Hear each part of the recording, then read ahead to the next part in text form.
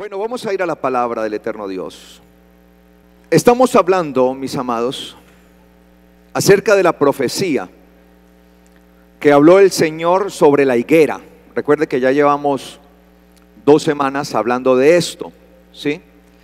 Hemos tratado de entender el tema de la higuera y hace 8 días creo que se amplió mucho más el panorama.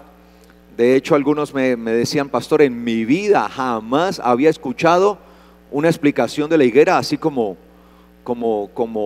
eso. Y eso que yo llevo, me decía una persona, eso que yo llevo años y años en el evangelio y estudiando la palabra, porque me gusta estudiar la palabra, y nunca había escuchado algo así como esto.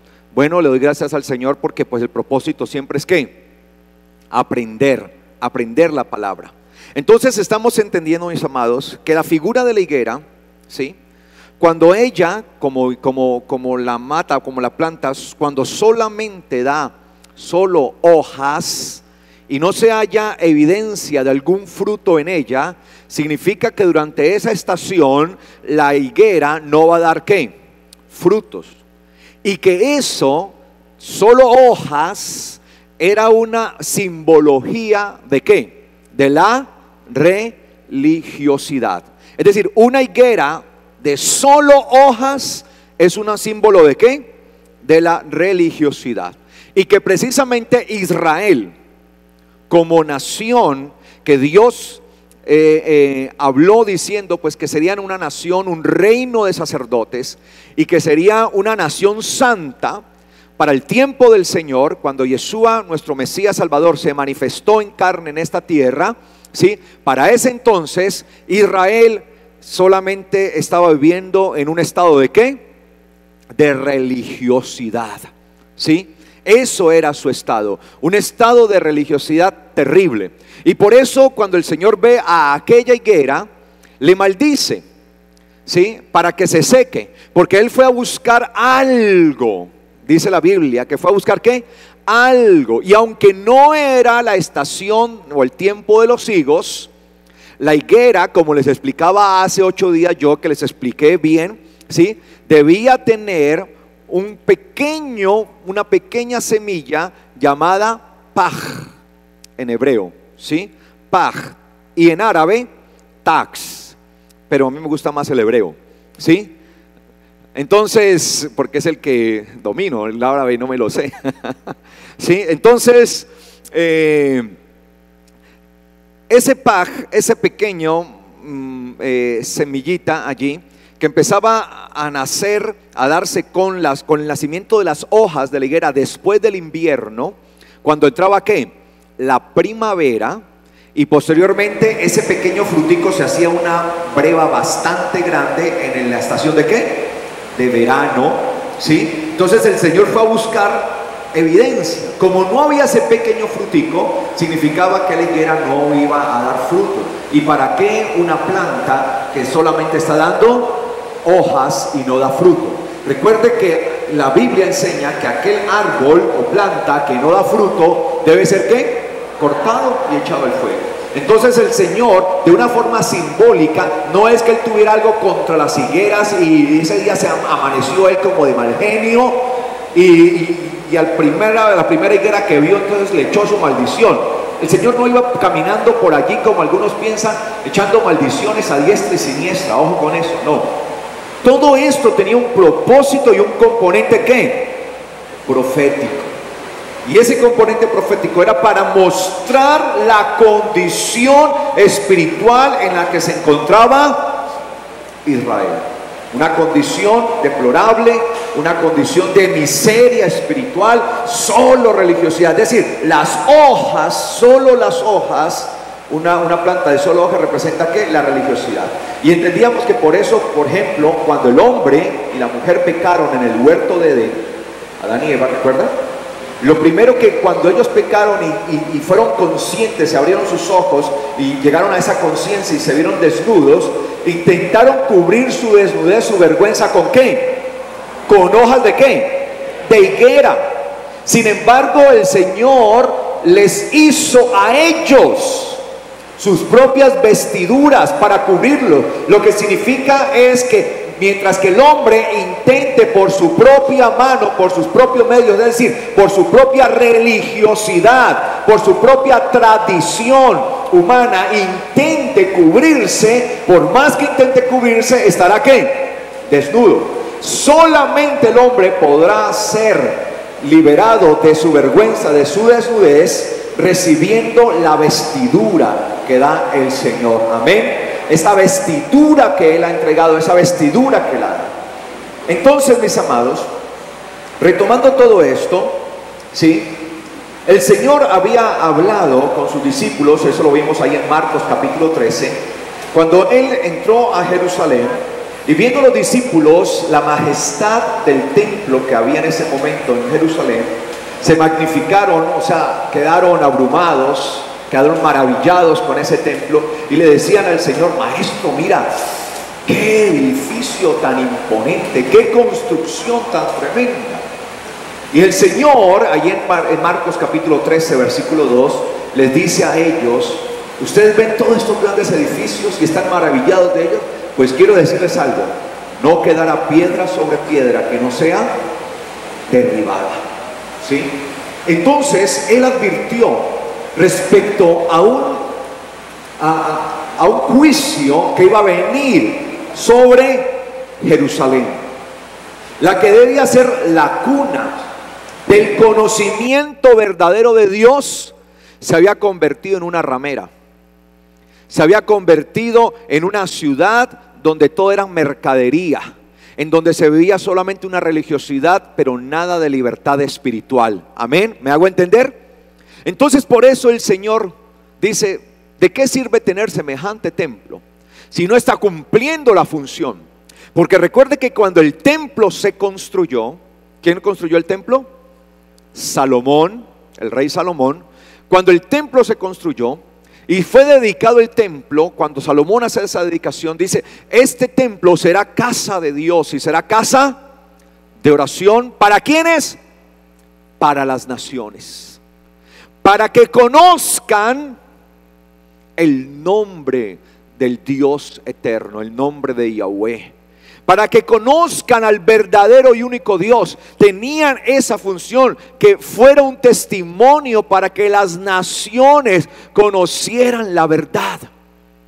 Pero Israel se ensimismó, se encerró en sí mismo y pensó que era algo exclusivo solamente para ellos, y cerraron las puertas a las naciones y empezaron a vivir sus propios ritos y sus propias cosas, dejando a un lado el propósito por el cual el Señor había llevado a Salomón a construir dicho templo. Por eso, para el tiempo del Señor había una prostitución espiritual total, un alejamiento, se habían apartado de Dios. Entonces por eso el Señor dice: esto va a ser derribado, porque no está cumpliendo su función. Mire lo que sucede con la parábola de la higuera. Como la higuera no estaba dando, en la parábola dice que como no estaba dando fruto, el Señor le dice a su criado, le dice que que la corte. Y la explicación de por qué debe cortarla es porque ¿para qué está usando una tierra que no está produciendo?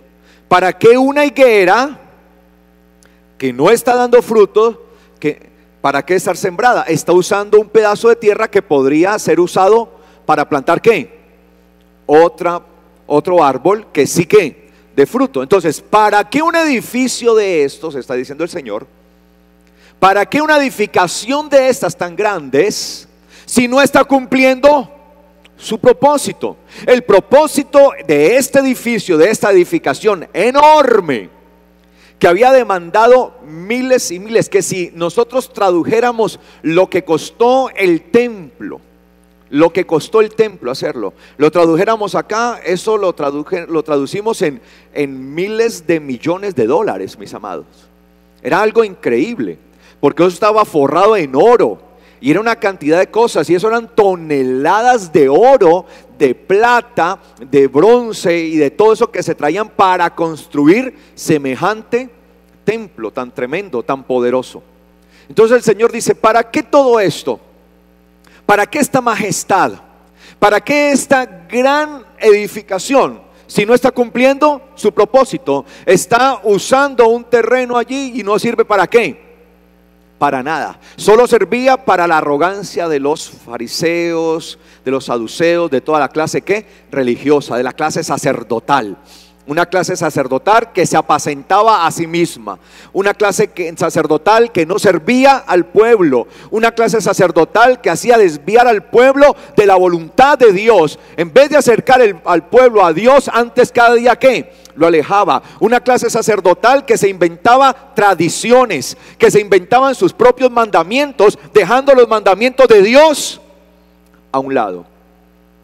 Y el Señor dice: esto que ustedes ven, este gran edificio, quiero decirles, no quedará piedra sobre piedra. Anunció el Señor un ¿qué? Un juicio. Un juicio. Es decir, que cuando no se está cumpliendo el propósito por el cual uno ha sido llamado o ha sido edificado, el Señor ¿qué? Lo corta. Ojo con eso, que eso también es para nosotros. Si bien estamos hablando de Israel y la parte profética de Israel, también tenemos que hacer aplicación a nosotros. No podemos solamente enfocarnos en la parte profética y dejar la aplicación a nosotros. Porque hoy el templo, ¿quién es? La iglesia, nosotros, la congregación de Yeshua. Y si la iglesia no cumple su propósito, aquellos que no estén cumpliendo su propósito van a ser ¿qué? Cortados. Porque cumplir el propósito de Dios es dar sus frutos. Pero hoy vemos que la iglesia en general, ¿sí?, está pasando por una crisis tremenda. Y por eso vemos que no se está predicando la palabra como es, sino que se está llevando a la gente a la emoción. Y se le está enseñando a la gente a vivir una vida liviana, una vida blanda, una vida light. Una vida sin compromiso delante del Señor. El único compromiso que la gente tiene con Dios es: yo te doy, pero si tú me das. Si tú me permites cumplir mis sueños y mis ambiciones, entonces yo doy. Y de eso se trata, mis amados, hoy. Y es una situación similar a la que se vivía en aquel tiempo con el Señor. Cuando el Señor llegó al templo, después de haber recorrido a rodearlo, porque dice que el Señor lo estuvo ¿qué? Rodeando y mirando, después de haber hecho una inspección, porque el Señor primero viene a ¿qué? A inspeccionar. Después de haberle hecho una inspección, el Señor entró y sacó a todos esos mercaderes y les dijo: ustedes han hecho de mi casa una cueva de ladrones. Recuerden que fue escrito: mi casa será casa de oración, pero ustedes la convirtieron en cueva de ladrones. Y ahí esa famosa escena, ¿no?, donde entra el Señor, expulsa a todos esos mercaderes, sacerdotes mercaderes, que hacían solamente de lo espiritual, estaban haciendo, era un negocio. Y eso es lo que vemos hoy. Y todo eso que usted ve hoy, que se levanta así tremendamente, y que la gente llama a eso, que eso es avivamiento, que eso es unción, y que eso yo no sé cuántas cosas, todo eso se va a secar, porque son solo hojas, pero nada de fruto. No hay fruto en eso. Entonces el Señor profetiza esa destrucción que se dio en el año 70 con la famosa invasión de Jerusalén, ¿sí? Cuando el emperador Vespasiano, a través de su hijo el general Tito, invadió, asoló Jerusalén y fue destruida. Según Flavio Josefo, el historiador judío, uno de los historiadores judíos más famosos, ¿sí?, que ha recopilado muchísima historia de aquel entonces, de aquel tiempo, es muy importante por eso acudir a historiadores como Flavio Josefo. Él escribe que la destrucción que se dio en el año 70 por parte de Vespasiano, a través de su hijo, el general Tito, que luego pasaría a ser el emperador también de Roma, porque Tito también fue emperador de Roma, ¿sí? Esta destrucción se dio como resultado de una revuelta que se dio en el año 66 después de Cristo, es decir, 4 años antes de ¿qué? de la destrucción. Obviamente estoy hablando del calendario gregoriano, ¿no? Todo ese año 70, año 66, estoy hablando del calendario civil, ¿sí? Que rige en todo el mundo actualmente. ¿Por qué se dio esta revuelta del año 66? Esta revuelta del año 66, según Flavio Josefo, se dio porque los romanos hicieron un sacrificio pagano en toda la entrada de la sinagoga que había en Cesarea Marítima. Recuerden que Cesarea era una región. Es Cesarea, ¿no? No Cesarea. Cesarea es la que le hacen a las mujeres, ¿no? Cuando va a tener su bebé, ¿sí? Entonces, en la parte de la región de Cesarea, en la parte marítima, la que estaba al lado del mar, ¿sí? Había una sinagoga y allí los romanos llegaron e hicieron en la entrada de la sinagoga un sacrificio pagano. Esto obviamente exacerbó los ánimos. Aparte de eso, que en ese mismo momento se dio un robo. Según Flavio Josefo, ¿sí? El procurador Gessius Florus, el procurador romano, ¿sí? Romano que había allí, se apoderó de 17 talentos de oro que estaban destinados para el templo de Jerusalén. 17 talentos de oro, tal vez usted dirá, 17 talentos, ¿eso qué? Bueno, 17 talentos de oro son aproximadamente 560 kilogramos de oro. Más o menos media tonelada de oro. Ahí como que la cosa ya cambia. Entonces este procurador se apoderó de esos 17 talentos o de esa media tonelada de oro, ¿sí? Que estaba destinada para el templo. Entonces el encargado del templo, que era Eleazar ben Hananía, ¿sí? Inmediatamente rompió relaciones con Roma al no permitir, ojo con esto, que se siguiera dando a el emperador romano el sacrificio cotidiano. Al emperador romano Israel le pagaba algo que se llamaba el sacrificio continuo o cotidiano, que se lo daban al emperador romano. Entonces dijo, no más. Y no quisieron pagarlo. Entonces, como no quisieron pagarlo, dijo, no me van a pagar lo mío, se van a rebelar. Entonces, después de 4 años, vino el general Tito e invadió Jerusalén y arrasó con toda ella, incluyendo el templo y todo lo que había en el templo. Rasgaron todas las paredes. La mayoría de las fachadas del templo estaban recubiertas ¿en qué? En oro. Por tanto, lo que hacían los romanos era ¿qué? Raspar todo.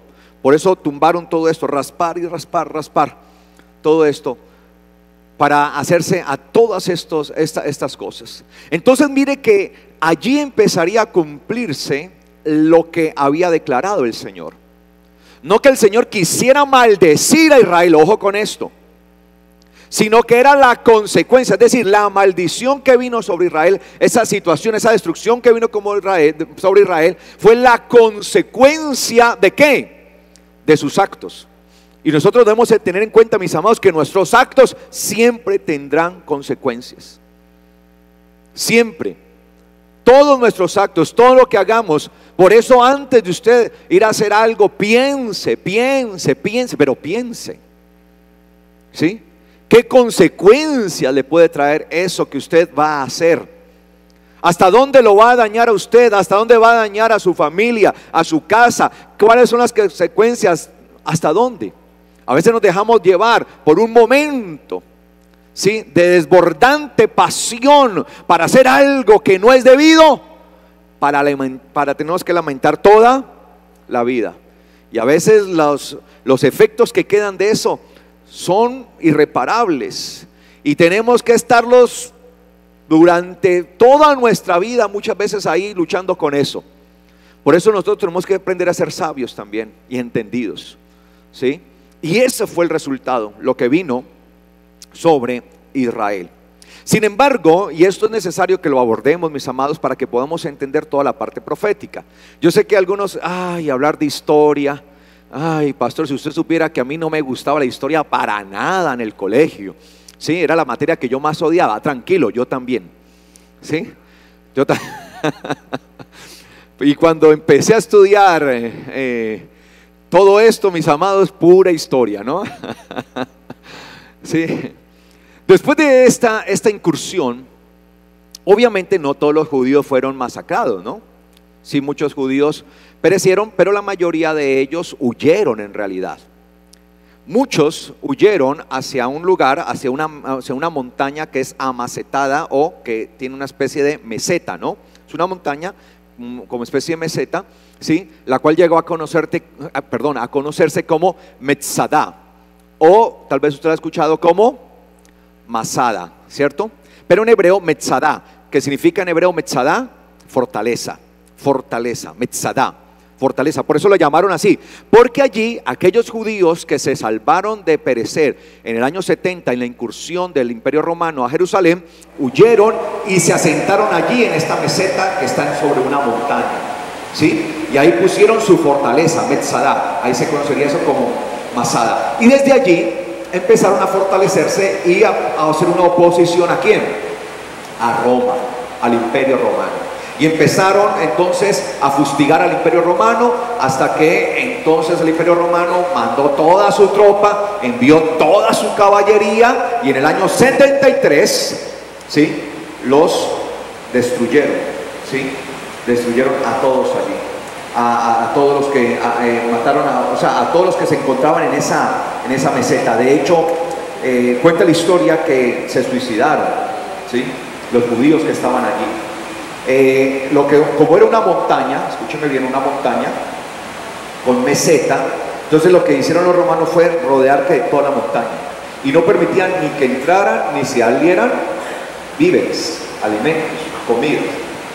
Entonces decidieron hacer algo, ¿sí? Ya eso es parte de la historia, en donde se tomaron un grupo de personas que se designaron, los cuales iban a matar a todos, porque como no podían matarse a sí mismos, ¿sí?, iban a matar a todos. Entonces estas personas mataron a los que estaban allí, a su compañero, ¿sí?, luego quedando 10, y de los 10 escogieron a uno que iba a matar a los otros 9, y el que quedaba era el que iba a aguantar, pues, o sea, él mismo se presentó ante las fuerzas para que lo matara. Sin embargo, en la historia muestran que habían dejado suficientes provisiones, porque dicen que se suicidaron porque ya no tenían más que provisiones, más comida, pero cuando los romanos entraron, hallaron suficientes provisiones para mostrarles a ellos que no se habían matado por el miedo, ¿sí?, sino porque no estaban dispuestos a entregarse como esclavos de Roma, porque si los capturaban, obviamente iban a ser ¿qué? Esclavos de Roma. Iban a entrar a ser esclavos totalmente. Entonces, por eso prefirieron hacer esto con sus mujeres, con sus hijos, sus varones, hacer esto. Y fue una gran matanza. Murieron cerca de 580.000 judíos en esa resistencia en el año 73 después de Cristo. Ahora bien, esa se conoce entonces, ¿sí?, como la rebelión de Masada, ¿no?, ¿sí?, que fue llevada allí por los judíos. Pero posteriormente vendría otra rebelión, ¿sí?, y quiero que nos centremos un poco en esta. Esta rebelión, que sería la tercera, es conocida como la rebelión de Bar Kokhba. Bar Kokhba es una expresión aramea que significa hijo de la estrella, ¿sí? Así se llamaba un Simón Bar Kokhba, Simón, hijo de la estrella.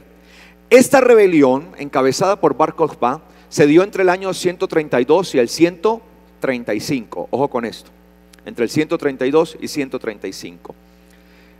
Este hombre reunió a los judíos que habían quedado de todas las otras revueltas, ¿sí?, que se habían salvado, para formar un nuevo grupo, para ahora sí enfrentar ¿a quién? A Roma. Pero resulta que esta rebelión tuvo un componente diferente a las de las demás, puesto que Rabí Akiva, ¿sí?, que era un prominente hombre en medio de los judíos y era el que dirigía el Sanedrín en ese momento. Recuerde que el Sanedrín era el grupo de los sabios, por llamarlo de alguna manera, ¿sí? Que dirigía a todo el pueblo, y era un grupo muy influyente porque era el que dirigía al pueblo. Estaba compuesto por 70 hombres prominentes del pueblo, más el que los guiaba, que se conoce como el Nazí, ¿cierto? El que los guiaba allí entonces eran 71. Aunque Rabí Akiva no había sido todavía reconocido como el Nazí, es decir, como el que los guiaba, era el que ya estaba dirigiendo el Sanedrín. Y entonces mire que Rabí Akiva, y eso lo pueden ver ustedes en la historia, esto está muy documentado, ¿sí? Convenció al Sanedrín, ojo, al Sanedrín, que iba a dirigir a todos los judíos allí. Convenció al Sanedrín que había un hombre que se estaba levantando como comandante para la revuelta en contra de Roma. Y este hombre los convenció a ellos de que Simón Bar Kokhba era el Mesías. Él los convenció, él es el Cristo, él es el Mesías. Y el Sanedrín en pleno creyeron que Bar Kokhba, ¿sí? Simón Bar Kokhba era el Mesías. Entonces dijeron, vamos a seguirlo. Y proclamaron a este hombre como ¿qué? Como el Mesías. Recuerda que el Señor había advertido y había dicho, vendrán muchos diciendo, yo soy el Mesías, yo soy el Cristo. Pero cuidado, no vayan en pos de él. Y este hombre había convencido a Rabí Akiva, sí, que él era el Mesías. Y Rabí Akiva, como el director del Sanedrín en ese momento, convenció a todo el Sanedrín y proclamaron a este hombre, Simón Bar Kokhba, como el Mesías de Israel. Imagínense. Hacía 65 años, ¿sí?, aproximadamente atrás, habían colgado, habían negado ¿a quién? Al Mesías verdadero. Habían dicho allí todo el pueblo, 65 años antes, habían dicho todos, crucifíquenle, crucifíquenle, ese no es el Mesías, crucifíquenle. Ahora están reconociendo, Israel, el pueblo judío estaba reconociendo a un Mesías falso, un pseudo Mesías, un pseudo ungido. Y obviamente todos ellos se fueron en disputa hacia Roma y el resultado fue terrible, ¿sí? Y esa rebelión marcaría el final de todas las rebeliones judías. Fueron tan masacrados, tan terribles, que prácticamente los judíos quedaron casi exterminados, que no se volvieron a levantar otra rebelión de ese tipo, porque habían reconocido a un falso ¿qué? Mesías. Ojo con esto. Ahora mire que el pueblo judío reconoció en el año 132 después de Cristo que Simón Bar Kokhba era el Mesías, y todo basado en una profecía que está en la Biblia. Y quiero que veamos eso. Números 24:17. Mis amados, para poder entender la profecía es necesario entender todo esto, ¿sí? Porque es que si no entendemos esto y no vemos los detalles de la historia y lo que ha pasado, entonces tomamos la profecía y hacemos cualquier sancocho con ella, hacemos cualquier revoltura, ¿sí? A veces mi esposa, cuando, no vayan a decir esto, cuando ya se nos está acabando el mercado, entonces ya, bueno, ¿qué? Entonces ya, ay, acá tengo una papa amarilla, por acá tengo una guac, por acá tengo un yuco, y eso hace para todo, ¿no? Y le tengo una comida especial y le queda delicioso. ¿Sí? A veces es lo que hacemos, bueno, en cuanto a la comida que hace mi esposa, deliciosa, pero hacer eso con la palabra es un peligro. Y eso es lo que hacen muchos, ¿sí? Sin entender todo el trasfondo y de cómo viene, cuál es el trasegar de la profecía y cómo se van dando las cosas históricamente. Por eso es que muchos, ¿sí?, salen hablando una cantidad de disparatadas, unas cosas que no tienen sentido. ¿Ok? Número 24:1. Mire que el reconocimiento, o sea que hubo un reconocimiento, quiero que quede claro esto, de parte del pueblo judío, de que el Mesías había ¿qué? Llegado. Shimón bar Kokhba, Shimón, hijo de la estrella, había llegado. Y todo basado en una profecía bíblica mal interpretada. Número 24, ¿lo tiene? Número 24 en adelante, versículo 1, perdón, en adelante dice: viendo Balaam que era grato a los ojos de Yahweh el bendecir a Israel, ojo, es grato a los ojos de Yahweh ¿qué? Bendecir a Israel. Por eso usted no maldiga a Israel. Hay muchos que no han entendido eso y maldicen a Israel. Y hoy se está desarrollando una odio hacia el pueblo de Israel sin precedentes. Uno se queda estupefacto viendo por las redes sociales cómo maldicen a Israel. Incluso personas que dicen ser creyentes, cristianos, y maldiciendo a Israel. Es grato a los ojos de Yahweh bendecir a Israel, porque Israel es el pueblo resultado de la promesa que el eterno Dios le hizo ¿a quién? A Abraham.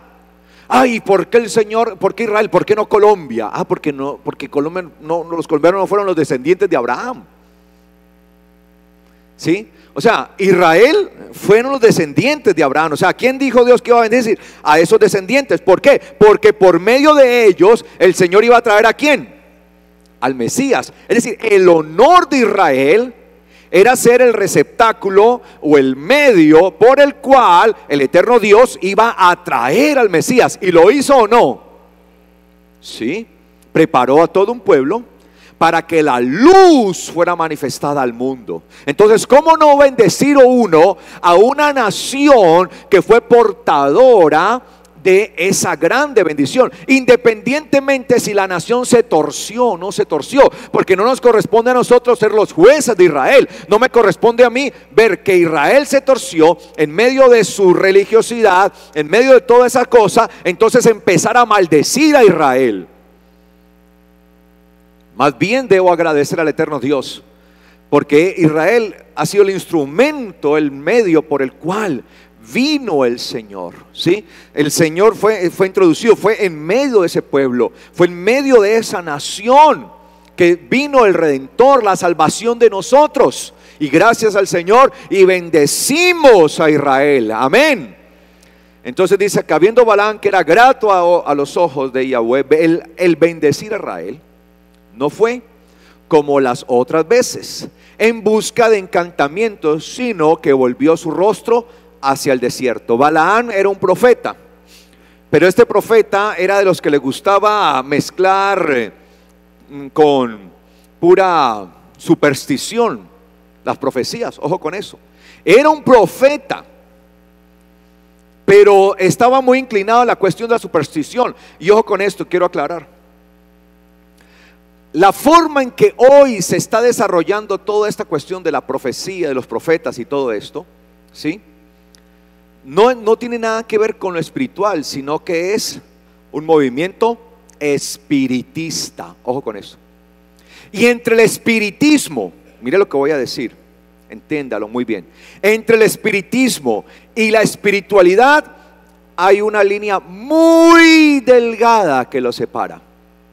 Y si uno no está bien parado en el Señor, puede terminar del lado del espiritismo, terminar haciendo cosas que no corresponden a un siervo de Dios hacer. Terminamos haciendo chamanería, terminamos creyendo, siendo, cuando se creen esos objetos, ¿cómo se llama? ¿Cómo se dice? Fetichismo, ¿sí? Esotería, ese fetichismo, y creemos una cosa, entonces vemos las escobas ungidas, el chicle ungido, la manguera ungida. Sí, y uno ve eso en las iglesias, ¿no? Entonces, reciba agua de la manguera ungida, y ahí está un pastor con una manguera ahí echando agua a todo el mundo de diestra y siniestra. Que coma el chicle ungido, que este chicle, y si es el mío, el que yo estoy masticando, mejor, vea, tenga. No, y la gente feliz. Pastor, deme su chicle. Ay, qué bendición. ¿Ah? Yo sé que esto, mire que esto causa risa, pero no debería causar risa. ¿Sí? Una cantidad de cosas terribles, las escobas ungidas, los aceites cuánticos. Dice que aceites cuánticos. Imagínense. Que para la prosperidad, que para yo no sé qué y todo, y eso lo vende Ana Méndez, ¿sí? Los aceites cuánticos, y creemos una cantidad de cosas, y una cantidad, y decimos, y enseñamos, y vemos una cantidad de cosas que no son. Por eso le digo, entre el espiritismo y la espiritualidad hay una línea muy delgada que lo separa. Y si uno no sabe pararse firme en la palabra, termina en el otro lado. Ojo con eso, iglesia, ¿sí? Entonces dice acá que este hombre, Balaán, quien era un profeta, era de los que les gustaba buscar encantamientos, no sé cómo dice su Biblia, agüeros, muy bien, eso está bien, encantamientos, agüeros, era muy agorero, ¿sí? Y hay personas muy agoreras, ¿no? ¿Sí? Que los velos mágicos, los velos de yo no sé qué, y que no sé cuántas cosas, ¿verdad? ¿Sí? Ojo con todo esto, porque todo esto lleva a una cantidad de cosas raras, prácticas extrañas que no están en la Biblia, que no están en la Escritura, y a esas prácticas le llaman revelación. Y la gente, ay, es que el Señor le reveló. Es que como el pastor Carlos Rabat no vive en el Espíritu, por eso el Espíritu no le revela a él. Yo, ¿cuál revelación necesito? ¿Ya no tengo la revelación de la palabra? No se necesitan cosas de eso.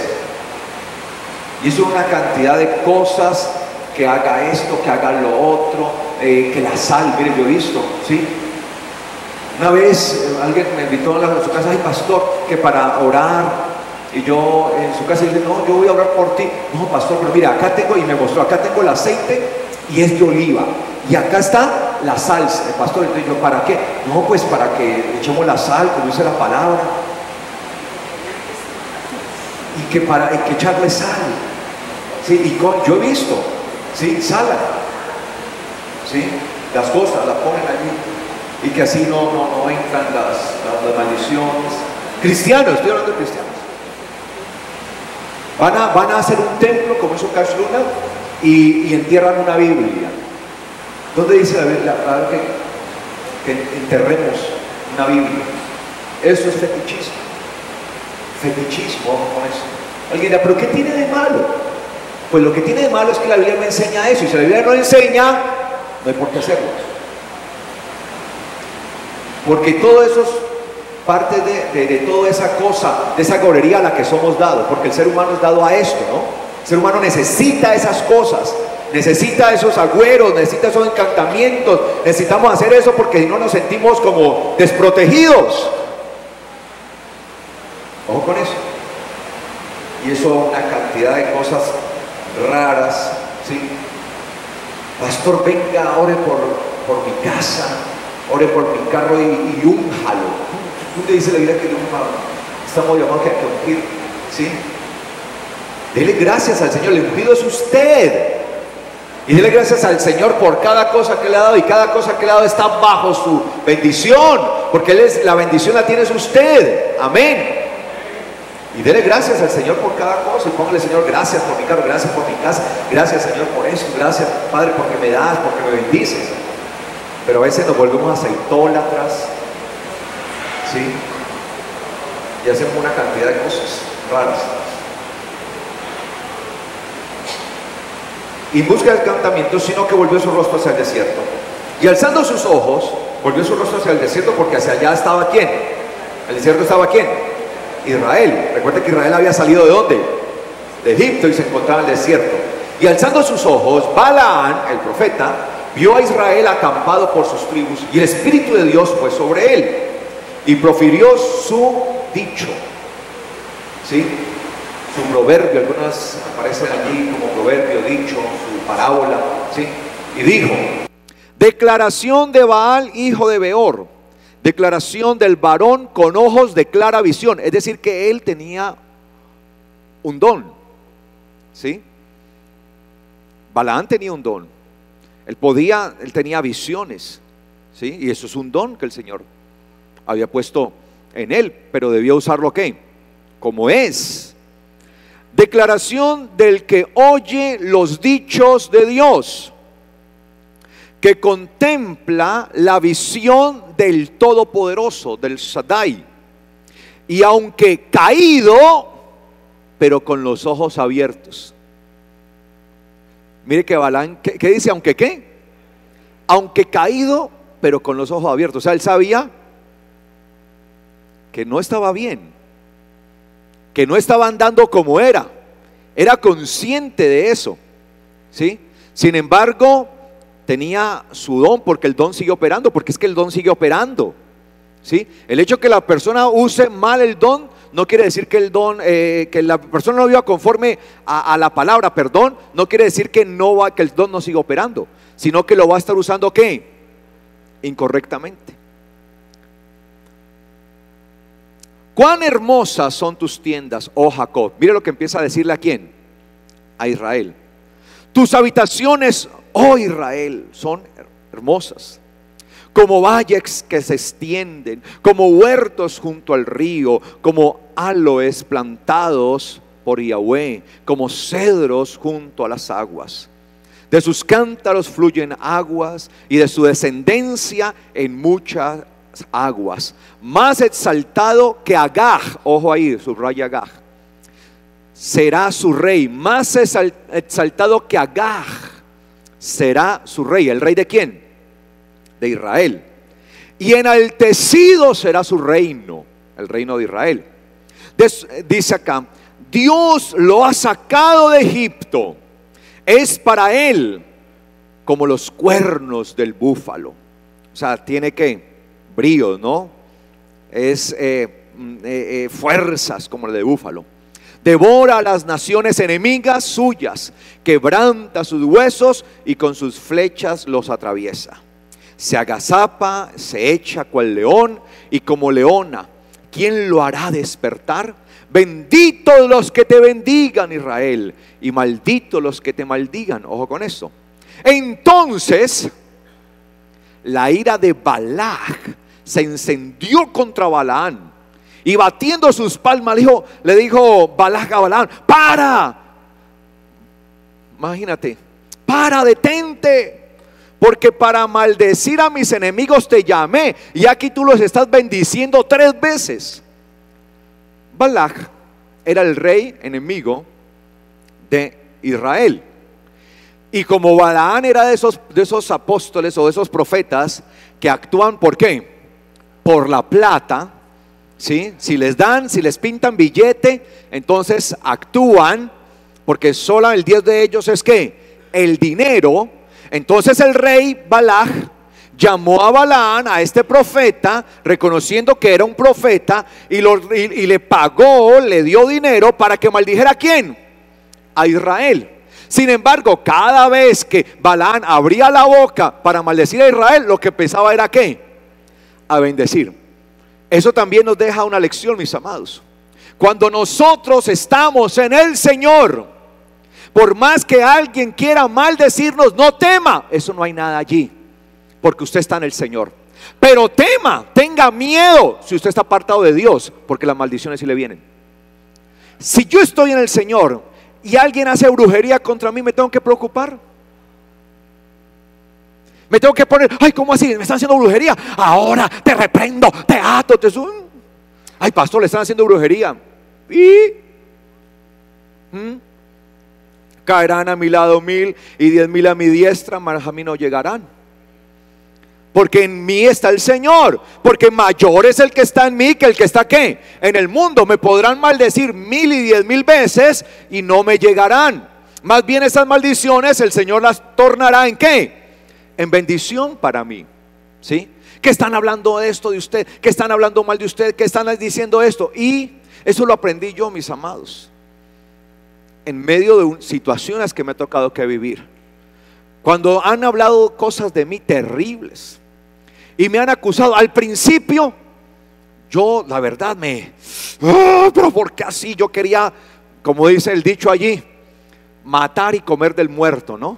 Porque cómo son atrevidos, pero ¿por qué hablan eso? Y yo peleaba y una cosa y otra, hasta que entendí esto. Y pero yo, ¿por qué me estoy mortificando, Señor? Si yo estoy contigo, si tú estás en mí, Señor, y tu presencia está conmigo, y tú eres como una cubierta, y bajo tus alas estoy seguro. Como dice tu palabra, el que habita bajo el abrigo del Altísimo morará bajo la sombra del Omnipotente. ¿Por qué, Señor, me tengo que poner así? No, no me importa, Señor. Si siguen hablando, que sigan hablando. Si siguen diciendo, que sigan diciendo. Que van a hablar cosas terribles de mí, que lo hagan. Y venían y me decían, mire, están hablando de esto de usted. Gloria a Dios, por lo menos están hablando de mí. Sí, soy importante. Sí, si hablan de mí es porque soy importante. Y me he dado cuenta de gente que habla de mí. Yo ni siquiera las conozco. Pero si hablan de mí y yo no las conozco, es porque soy importante para ellos. Y cuando aprendí esto, mis amados, esta lección, mientras que yo peleaba, y pero ¿por qué? ¿Y por qué? ¿Y por aquí? Y el Señor tratándome de enseñar una lección, solamente que a veces uno es como medio burro, medio tarado, medio terco, ¿sí? Y yo soy así, medio burro, ¿sí? Claro que ya por lo menos soy un medio, ¿no? Anteriormente era burro y medio, ¿sí? ¿Sí?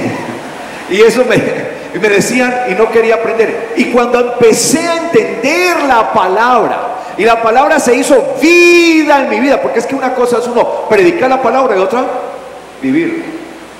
Y cuando dejé de predicar la palabra simplemente para empezar a vivirla, es cuando el Señor me mostró su gloria y su gracia.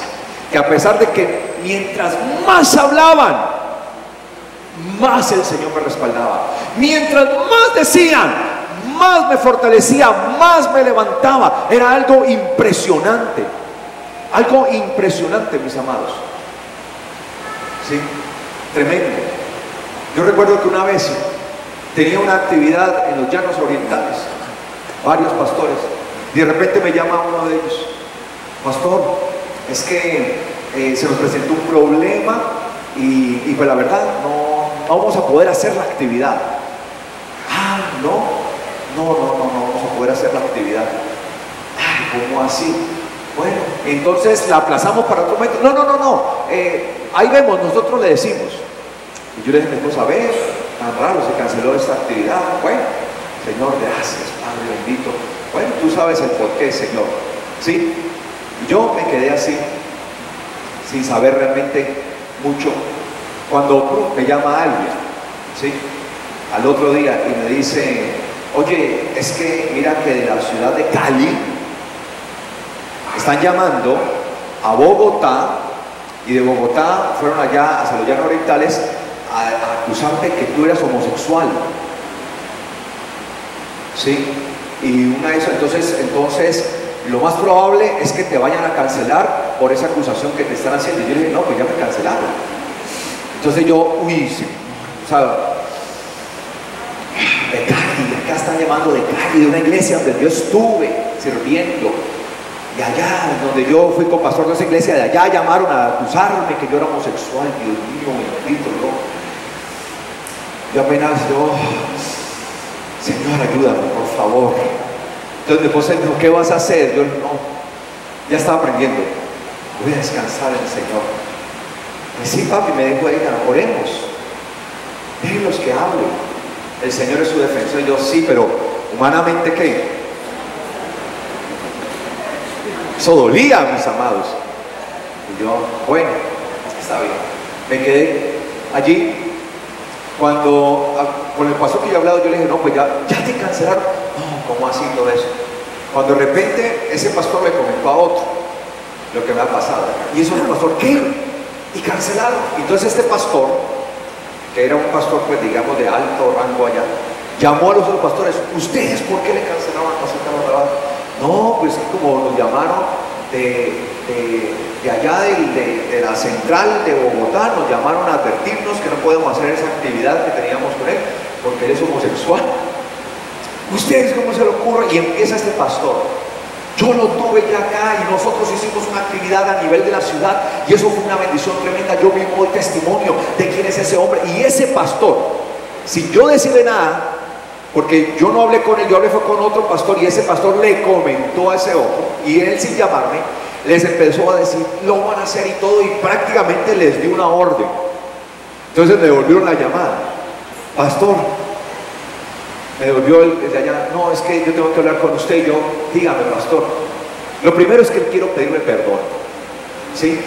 Porque la verdad fue que a nosotros nos llamaron esto, nos dejamos llevar por eso, pero no, pastor, vamos a hacer esto y lo queremos hacer. Hermano, llegué allá a los llanos de Italia y el Señor tenía preparada una bendición tan poderosa, pero algo tan tremendo que el Señor iba a hacer por allá, mis hermanos.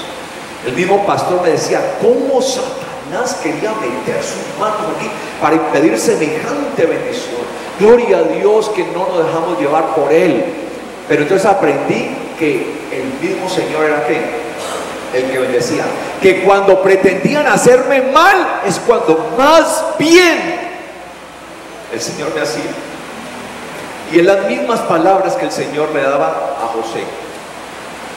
Cuando José fue vendido por sus hermanos y tuvo que vivir todo lo que vivió y terminar en la cárcel y todo lo que terminó, y cuando el Señor lo puso al mando de Egipto y solo y todo, y dice que todo Egipto se gobernaba por la mano de José, solo Faraón estaba por encima de él. Y cuando José se descubre ante sus hermanos y ya les muestra que es él el que está allí, y sus hermanos se quedan espantados, él pensaba, dije, no, ahora sí nos va a cobrar aquí, se va a vengar de nosotros, y es un hombre muy poderoso. Y José se descubre y le dice, yo soy José. Y José le dice, ustedes pensaron hacerme mal, pero Dios determinó todo esto para bien, para que aún yo hoy salvase a sus familias. Mire lo que el Señor hace. El mismo José fue bendecido por el Señor. Entonces yo aprendí esto, y por eso Balac le decía, te he traído acá, te estoy pagando para que maldigas a Israel. ¿Cómo pues te pago para que no maldigas si tú lo terminas bendiciendo? Porque cuando uno está en el Señor, mis amados, ninguna arma forjada, ninguna maldición podrá contra su vida ni contra su casa. Amén. Por eso busque siempre estar bajo el refugio del Señor.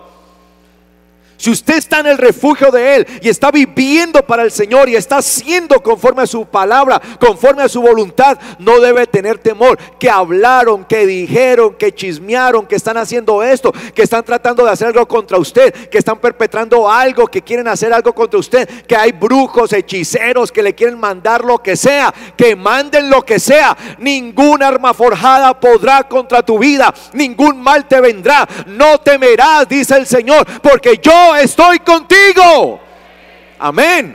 No podemos nosotros pensar que algún mal nos va a venir si estamos viviendo en el Señor. Y así venga algún mal, el Señor lo usará para bien. Porque los que amamos al Señor, todas las cosas nos ayudan a bien, incluyendo todo ese tipo de cosas. Entonces dice acá, versículo ¿qué? 11. Ahora pues, lárgate a tu lugar. Lo echó. Imagínate, ¿sí? Llega el tipo, para de maldecir, para. Es para maldecir que te traje, detente. Yo te traje fue para maldecir a Israel, no para que lo bendigas. Ahora pues, lárgate, vete a tu lugar. Había prometido colmarte de honores. El rey, mire lo que había prometido, ¿no? Te iba a colmar de honores, pero aquí Yahweh te ha privado de honor. El mismo Balac reconocía que Yahweh estaba ¿qué? En el asunto por el cual Balaán, el profeta, no podía maldecir. Aunque Balac me diera su casa llena, dijo Balaán, de plata y oro, no podría traspasar el dicho de Yahweh. Nadie podrá decir lo contrario de lo que el eterno Dios ya ha dicho de ti. Todo lo que el eterno Dios ya ha dicho de ti, que el eterno Dios ha declarado sobre tu vida y sobre tu casa, nadie lo podrá contrariar. Amén, iglesia. Amén, iglesia. Nadie. Si Yahweh dijo que tú eres su hijo y que tu casa va a ser salva, y así lo va a ser, nadie podrá contrariar lo que el eterno Dios ha decretado, lo que Él ha declarado. Amén. Y Él ha declarado bendición para los que le aman. Él ha declarado que les llegarán las bendiciones a todos los que viven conforme a su palabra. Ese es el decreto de Yahweh. No es el decreto de un hombre, no es la declaración de una persona, es lo que Dios ha dicho. Por tanto, Dios había decretado desde el tiempo de Abraham: los que te bendigan serán benditos. Abraham, te daré una simiente, por medio de la cual serán benditas todas las familias de la tierra. Los que te bendijeren serán benditos, los que te maldijeren serán malditos. Desde allá el Señor había decretado esto sobre la simiente de Abraham. No era Abraham que lo había decretado: yo decreto sobre mis hijos. No, el eterno Dios. Entonces no trata de lo que yo decrete, se trata de lo que yo le creo a Dios, de aquel decreto que Dios ha dado, de lo que Él ha declarado. Por tanto, dice aquí: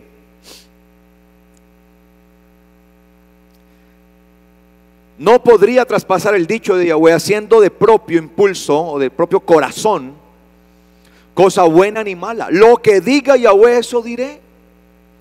Y ahora, he aquí, ya me voy a mi pueblo. Ven pues, que te informaré lo que este pueblo ha de hacer a tu pueblo en los días venideros. Ahora, no solamente bendice a Israel, sino que ahora le dice a Balac lo que Israel les va a hacer. Tremendo. Mire esto. Y profirió su dicho, su proverbio, y dijo: declaración de Balaam, hijo de Beor, declaración del varón de los ojos de clara visión, declaración del que oye los dichos de Dios, que conoce la ciencia del León, del Altísimo, y contempla las visiones del Shaddai Todopoderoso, Dios Todopoderoso, caído pero con los ojos abiertos. Lo veré, pero no ahora. Mire qué profecía esta tan tremenda. Y esta profecía fue la que tomaron, que no nos olvidemos del tema, ¿sí? Fue la que tomaron los del Sanedrín en cabeza de Rabbi Akiva, ¿sí? Para proclamar a Shimon bar Kokhba, ¿sí? Como que Mesías. Este versículo 17: lo veré, pero no ahora. Lo contemplaré, pero no de cerca. Surgirá estrella de Jacob, surgirá la estrella de Jacob, y de Israel se levantará un cetro que aplastará las sienes de Moab y el cráneo de todos los hijos de ¿quién? ¿De quién? ¿En su Biblia qué dice? Set. Set. ¿En qué Biblia no dice Set? O sea, cuando dice allí, dice y el cráneo de todos los hijos de, ¿en qué Biblia no dice Set? ¿Todos dice Set? Ah, bueno, Shet, Set. Sí, es que Shet es el nombre en hebreo y Set es la transliteración al español del nombre Shet. ¿Alguna Biblia que no diga el nombre Shet o Set? ¿Por qué les pregunto eso? ¿Sí? Porque dice que obviamente atravesará el cráneo de todos los hijos de Set en su Biblia, ¿no? Y uy, ¿cómo así? ¿Quién fue Set? ¿El hijo de quién? De Adán y Eva, que vino a reemplazar ¿a quién? A Abel, cuando fue asesinado ¿por quién? Por Caín. De Set descendió Noé. Ojo con eso. Murieron todos los antepasados de Noé, pero quedó Noé. ¿Noé era qué? Descendiente de Set. ¿Sí? Él eran descendientes. Y cuando uno sigue toda la línea, pues obviamente va Abraham y todo eso, pues toda esta línea viene por ser Noé, de la línea de Set, pues de ahí en adelante todos eran de la línea de ¿qué? De Set. Entonces dice acá y atravesará el cráneo de todos los hijos de Set. Entonces uno dice, ¿cómo así que Dios va a matar a todos los hijos de Set? Bueno, nunca en la Biblia, nunca jamás se enuncia a la humanidad como hijos de quién, de Set. Nunca se dice, y los hijos de Set hablando de la humanidad. Entonces, ¿qué es lo que pasó allí? Les voy a explicar. Creo yo que el error se debe a esto. La palabra que aparece allí en el texto hebreo, Shet, es la que traduce como Set, ¿sí? Que es el mismo nombre de Shet, ¿sí? Esa palabra, Shet, es la que viene de la raíz Shah. Ojo con eso, hebrea. Shet, esa palabra que aparece ahí viene de la raíz Shah, que significa desolar y confundir.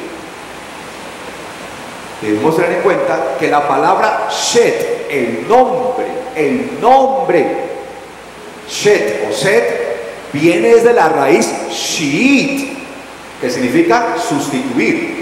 Entonces yo no me estoy creyendo más que los traductores de todas las Biblias, pero todos se equivocaron, están equivocados, no supieron diferenciar el verbo hebreo de Shah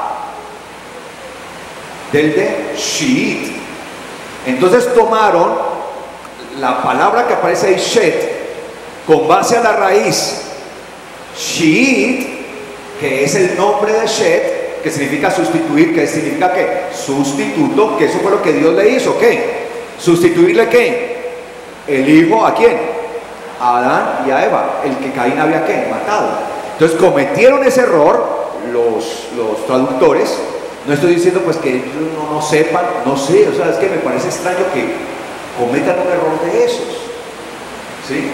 Y todas las Biblias que yo leo, todas dicen así. Yo digo, no puedo creer que personas tan estudiadas, que conocen el idioma hebreo antiguo, que todo eso, cometan un error de esos.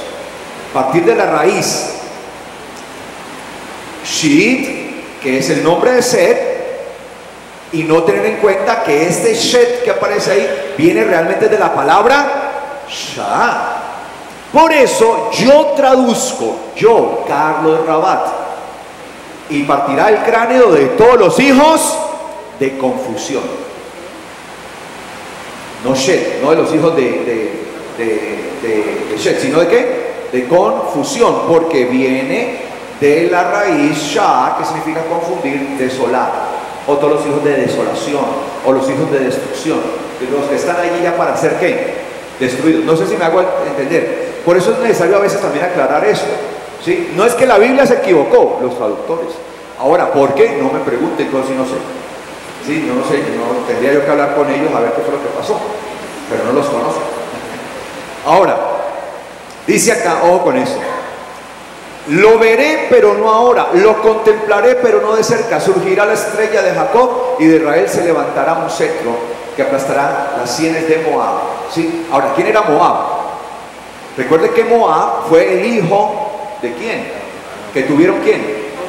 Lot con su hija. Recuerde que a las hijas de Lot embriagaron a su padre, ¿sí? Y tuvieron relaciones ¿con quién? Con él. Y una de ellas quedó en embarazo. Bueno, las dos quedaron en embarazo y una de ellas tuvo ¿a quién? A Moab. De hecho, la palabra Moab significa eso, del padre, Moab, ¿sí? El prefijo mem, de pertenencia, y Av, padre, del padre, Moab, del padre. Es decir, un hijo de una hija, resultado de la relación del padre con la hija. No sé si me hago entender, eso es una relación incestuosa, ¿no? Imagínense que ese pueblo, Moab, fue uno de los pueblos que enemigos de Israel. Ahora, acá viene algo muy importante y muy poderoso, que es donde yo me quiero detener. A ese versículo dice: lo veré ahora, pero no ahora. Mira la profecía: yo lo voy a ver, pero no ahora. Es decir, que a futuro. Lo contemplaré, pero no de cerca. Mismo Balaam sabía que lo iba a contemplar, pero de lejos. Nosotros lo vamos a contemplar de cerca. Ojo. Surgirá la estrella de Jacob, y de Israel se levantará un cetro que aplastará las sienes de Moab y el cráneo de los hijos de confusión, ¿sí? Aquellos hijos de destrucción o de desolación, ¿sí? Entonces, cuando ellos vieron ese texto, número 24:17, como él se llamaba Simón Bar Kokhba, Simón hijo de la estrella, dijeron: este es Simón hijo de la estrella, acá está, surgirá estrella, él es la estrella que ha de surgir. Ahora, recuerden que desde la antigüedad todos los reyes, ¿sí?, se suponían, eso ya era parte pues, de la mitología y todo eso que se veía en la antigüedad, que todos los reyes nacían precedidos ¿por quién? Por una estrella. Y por eso nosotros vemos aún que el mismo nacimiento del Mesías está precedido también ¿qué? Por una estrella, ¿sí? Todo su nacimiento y todo su entendimiento por una misma estrella. Era una señal que estaba siendo puesta respecto del nacimiento del que iba a ser Mesías. Sin embargo, ellos no entendieron cuando los sabios de Babilonia llegaron a donde Herodes, dijeron: hemos visto la estrella. ¿No entendieron qué? La profecía. Hemos visto la estrella. Nacerá la estrella de Jacob. Hemos visto la estrella que ha nacido. Ellos estaban hablando respecto a esto, pero Herodes y todos los que estaban ahí, porque Herodes fue inmediatamente a consultar a los sabios de su momento, y ninguno de ellos se le dio por decir: recuerde la profecía, porque el Señor manda unos sabios, unos magos desde el oriente, vienen desde Babilonia, vienen recorriendo, dice: hemos venido a adorar al rey, al Mesías que ha nacido, al Mesías de los judíos, hemos venido hasta aquí, traemos oro, traemos todo esto. ¿Dónde está para que la adoremos? Están llevando un testimonio poderoso, están dando un testimonio glorioso, y Herodes no lo entiende y va y consulta a sus sabios, y ninguno de ellos se le ocurrió la profecía. Pero para Simón Bar Kokhba sí. Reunieron al Sanedrín y dijeron: este Simón Bar Kokhba, el hijo de la estrella, Simón hijo de la estrella, este es, porque dice que él vendrá y se levantará la estrella. Esta es la estrella que se va a levantar. Por eso en el año 132 decidieron reconocer como pueblo a un Mesías llamado Simón Bar Kokhba. Y vendría entonces la destrucción. Pero esto no para allí, porque la profecía sigue. Y debemos entender cuál es entonces acá el asunto de Moab, el asunto de, versículo 18, léalo, leámoslo, versículo 18, Edom será ¿qué? Desposeído. ¿Y quién era Edom? Edom es el nombre de ¿quién? De Esaú. Recuerda que era el sobrenombre de Esaú, y eso lo vamos a ver, ¿sí? ¿Por qué se le llamó Edom y qué pasó allí? Será desposeído. Esaú era el hermano de ¿quién? De Jacob, recuérdelo, ¿no? Será desposeído. Se empobrecerá Seir. Recuerde que Seir era la tierra que habitó ¿quién? Edom. ¿Y Edom era quién? Esaú. Su enemigo será empobrecerá Seir. Su enemigo, mientras Israel hará ¿qué? Proezas. Ojo. Y uno nacido, la profecía, de Jacob dominará y aniquilará el remanente de la ciudad. Versículo 20. Luego vio a Amalek, y ahí entra otro escenario profético, y profirió su dicho diciendo, ojo, su Biblia dice cabeza, creo, cabeza de las naciones. Yo lo traduje principio, porque la palabra que aparece ahí es reshit, principio. Principio de las naciones, principio de los goim, gentiles. Goim, naciones, es Amalek, pero su final, miseria perpetua. ¿Por qué se le llama a Amalek principio de las naciones, cabeza de las naciones? ¿Por qué Amalek? ¿Qué tiene que ver con la profecía y el cumplimiento de Israel en el entendimiento de la higuera? ¿Qué significa todo esto de Moab, Edom y Amalek unidos en el desarrollo de la estructura profética de Israel? Eso será lo que veamos dentro de 8 días, para poder entender bien esto y así ir dimensionando la estructura de la profecía en el cumplimiento. Amén. ¿Sí me hago entender hasta ahora? ¿Sí vamos bien hasta ahora? Mi abuela decía, despacio pero firme, ¿no? A buen paso. Despacio pero a buen paso. Como dijo Napoleón, despacio que estoy de afán. Creo que se de pie, por favor.